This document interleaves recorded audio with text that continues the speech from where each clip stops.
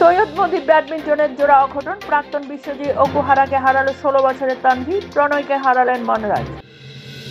নির্বাচন কমিশনের তৃণমূলের সাংসদরা এসএসসি মামলায় শুনানি, ফিরহাদের টক টু মেয়র আর কি নজরে দিনভর। আয়ারল্যান্ডের কাছে বাংলাদেশের হার, লিটনদের ব্যাটিং ব্যর্থতায় কাজে এলো না হৃদয়ের লড়াই। রাঁচিতে পাশাপাশি নেটে অনুশীলন রোহিত কোহলির, নৈশভোজে ধোনির বাড়িতে বিরাট গেলেন পন্থ। নিলামের দিনই মেয়েদের আগামী আইপিএল এর দিন জানিয়ে দিল বোর্ড, 2 শহরে হবে এবারের প্রতিযোগিতা। 13 বছর আগের এক প্রতিজ্ঞা, তাই বাড়িতে বসে আছি, অবসরের কারণ জানালেন অশ্বিন। ভারতের বিশ্বজয়ী দৃষ্টিহীন মহিলা ক্রিকেট দলের সঙ্গে সাক্ষাৎ প্রধানমন্ত্রী, ক্রিকেটারদের নিজের হাতে লাড্ডু খাওয়ালেন মোদি।